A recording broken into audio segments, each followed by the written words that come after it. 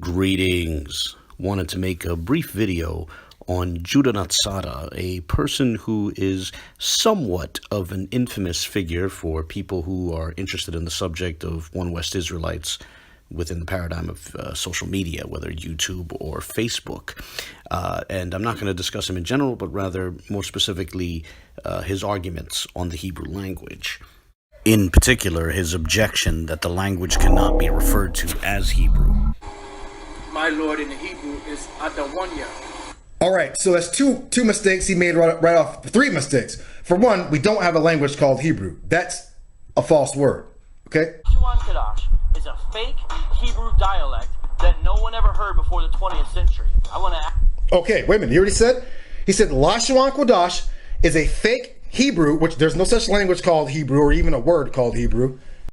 Before I touch on his precise argument, it's worth noting Judah Natzarah's own history with the word Hebrew. For years, he himself was fine using the word Hebrew, as well as alternatively calling the language quote-unquote Abare and Lashuan Kodash. It was only in 2017 when myself and others were getting into the technicalities of Hebrew grammar and pronunciation with Judah Natzarah that he abruptly introduced this new rule where Hebrew is not the name of the language, rather that only refers to a people, and that he refuses to discuss the grammar or pronunciation of the language with a person who, according to him, quote-unquote, doesn't know the name of the language. This history of his with the term is well documented in a few of Faithful to God's videos, such as in his two-part series titled, quote, Responding to Judah Natzarah's Misunderstanding of Hebrew, end quote, which is part 1 is from December of 2017 and part 2 is from January of 2018. It's also covered in a video from January of 2018 titled Lashuan Kodash Refuted, a primer. On a side note, while Judah Natzarah rejects the precise term Lashuan Kodash now he rejects it, he still employs a slightly tweaked version of the system. But it's worth noting that there was once a time before he embraced the system, and it's also worth noting that I've been a critic of the system since before he even adopted it. Here, consider this. So back in 2009, I received this email notification from YouTube. It's a notification regarding a comment I received on the old Lashuan Kodash video that used to exist on the Truth After Knowledge account. The comment was from a certain Judah Natzarah. The account no longer exists, but just to illustrate this, let's click on the link to the video. And thus we get this error message saying that the video is not available because the YouTube account associated with it has been terminated. So let's go back. And now we can click on the link to the account which left the comment. Here we go.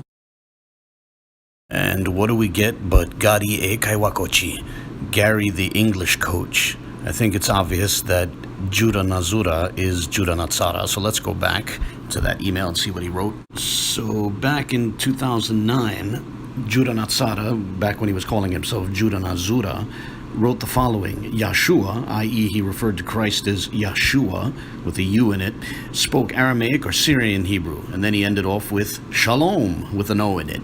So in 2009, when I was already a critic of Lashuan Kodash, Judah Natzarah had not yet embraced Lashuan Kodash. I think that's a worthwhile point. Whatever the case, that aside, let's look at his actual argument, which posits that you cannot refer to the relevant language by the word Hebrew or by some Semitic equivalent of that, because the language is never referred to such in the Tanakh. The term that he prefers is the term Yehudit, although he pronounces it Yahawadayath, as per his Lashuan Kodash pronunciation. You can find the relevant term in the 36th chapter of the book of Isaiah, as well as in the 18th chapter of 2 Kings. It also appears in Nehemiah and one of the books of Chronicles as well. In short, his approach is basically that if a term is not found in the Tanakh, that term cannot be used to refer to the language, and likewise, the terms that should be employed to refer to the language should be terms which are found in the Tanakh. However, his approach raises a methodological question, which I have here on the screen. Does the word Yehudit, or if he prefers Yahawadayath, does that word appear in the Torah? And by Torah, I mean specifically the Pentateuch, the first 5 books of the Bible. Now, the answer to that question is no, the word does not appear in the Torah. So then it raises a question, can we reject the term on the grounds that it does not appear in the Torah? Judah Natzarah and his supporters might respond that they're not Torah only, rather they hold to the rest of the Tanakh. But then once you go down that road, so too for Christians, they're not Tanakh only, and therefore they can appeal to text which they consider scriptural, because the word Hebrew does appear in, for example, the prologue to Sirach in the Septuagint, and it also appears all over the New Testament. This raises a second methodological question. What was the name of the language in the time that the Torah was written? The question is an interesting one, because let's say Judah Natzarah wants to say the name of the language was, even then, was Yehudit or Yahweh Dayath, that was the name of the language even before the earliest texts to employ that term, that this was the name of the language in the time that the Torah was written. That creates, this is an interesting methodological point, because then it creates a situation where even if a corpus doesn't refer to the language by a certain name, that name can nonetheless be the name for the language. And this would be the case for any word you choose, because the Torah doesn't have any specific word to refer to the language. I want to be clear about the significance of this point, as what it amounts to is a concession that you can use a word to refer to a language even if that word does not appear in a corpus of scripture. Put another way, the lexicon of the language, the full vocabulary of the language, is not limited to only those words which appear in the corpus of scripture or some specific corpus of scripture. And this brings us to a third methodological question. What was the name of the language before Judah was born? Keep in mind that the word Yehudit, or as they pronounce it, Yahweh Dayath, is a patronymic insofar that it's essentially having the language named after Yehuda, named after Judah. But that begs the question, would the language have had a name before it was named after Judah? Couldn't it have been named after Eber?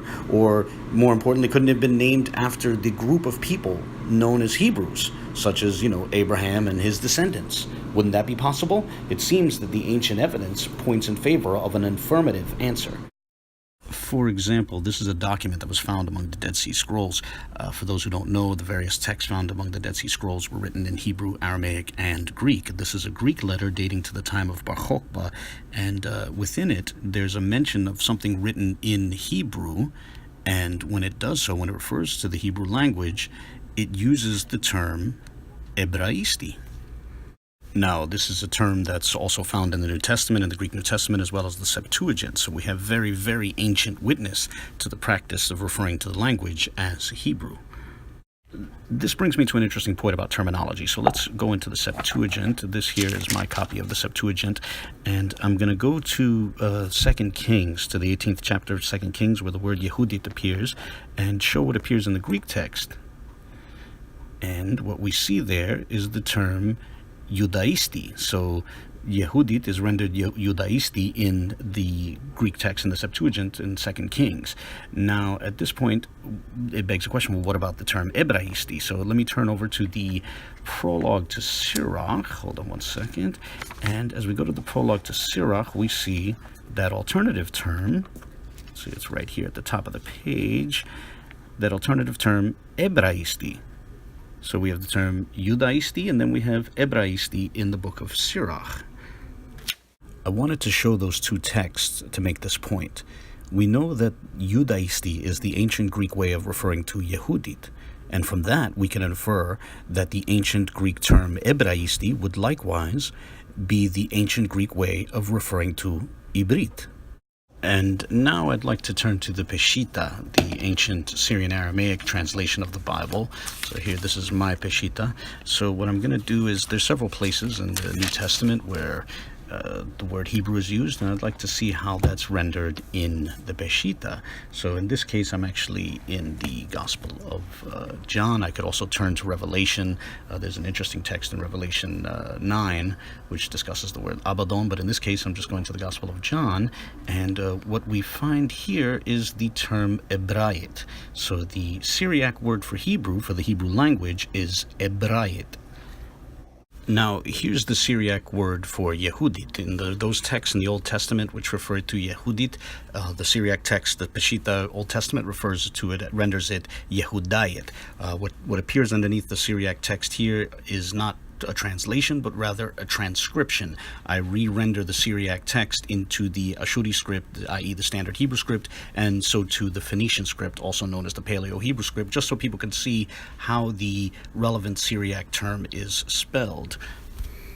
And now what appears on the screen is the term Ebrayit, which we just saw in the Peshitta in the Gospel of John. And once again, what appears underneath it is not a translation, but rather a transcription into other scripts. So the spelling, showing how the word is spelled in the Ashuri script, the standard Hebrew script, as well as the Phoenician script, also called the Paleo-Hebrew script.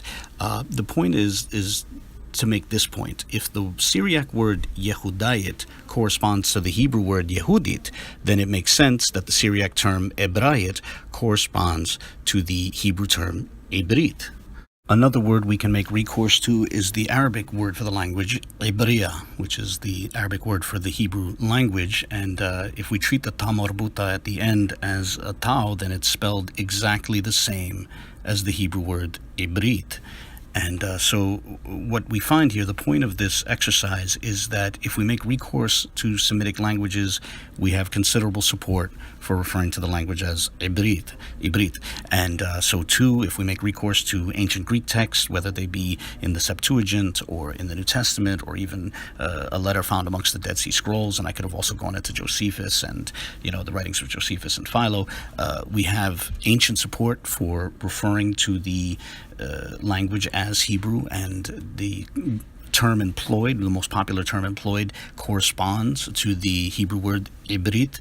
And so too we have ancient evidence in the form of the Peshitta and ancient Syriac texts that also use Ebrayit, which corresponds to the Hebrew word Ibrit. So it seems there is considerable ancient evidence in favor of referring to the language as Ibrit and referring to it as Hebrew. On that note, I look forward to the comments of others. God bless.